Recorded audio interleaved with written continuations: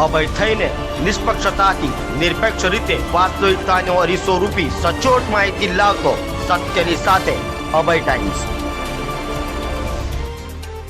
મેટ્રોની કામગીરીને લઈ વેપારીઓ હેરાન પરેશાન થયા છે, ત્યારે રાજમાર્ગના વેપારીઓની જાણે ધીરજ ખૂટી ગઈ હોય તેમ વેપારીઓએ મેટ્રોની કામગીરીને લઈ વિરોધ કર્યો હતો।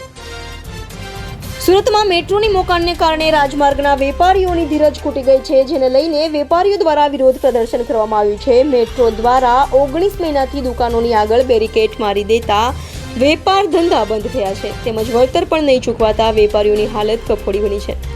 મેટ્રોની કામગીરી છેલ્લા ઘણા મહિનાથી ચાલી રહી છે। સેન્ટ્રલ ઝોનમાં રાજમાર્ગ પર મરકતી હોસ્પિટલથી પોસ્ટ ઓફિસ સુધીનો માર્ગ બંધ કરાયા બાદ વિસ્તારના વેપારીઓમાં રોષ છે। મેટ્રો કામગીરીને લઈ કમ્પાઉન્ડ વોલ અને વળતરના પ્રશ્નો બાબતે હજુ સુધી કોઈ નિરાકરણ ન આવતા માર્ગ પર વર્ષોથી વેપાર ધંધા સાથે જોડાયેલા વેપારીઓ વિરોધ નોંધાવ્યો હતો।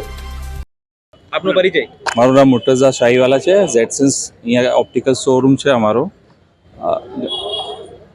20 થી 30 વર્ષથી અમે લોકો અહીંયાથી ધંધો કરી રહ્યા છે, ઘડિયાળના વેપારનો।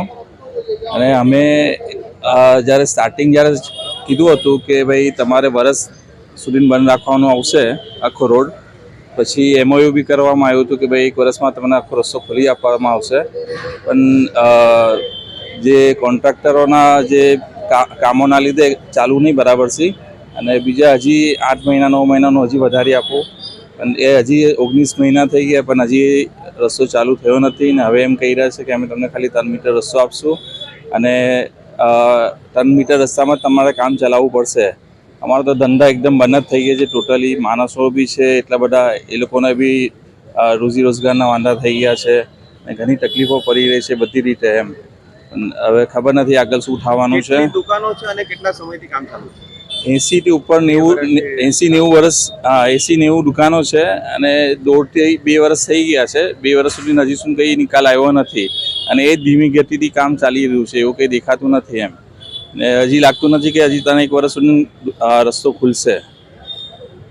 એ હિસાબથી હવે ખબર નહીં, એવા માંગણી કરી રહ્યા છે કે અમે લોકોને કે વળતર બી બંધ કરી રહ્યા છે અને 3 મીટર એટલે 9 ફૂટ થયા। 9 ફૂટમાં તો શું કોઈ વાહન જશે કે બાઇક જશે? પ્રજાને બી એટલી તકલીફ પડવાની છે ને દુકાનદારોને બી એટલી તકલીફ પડવાની છે।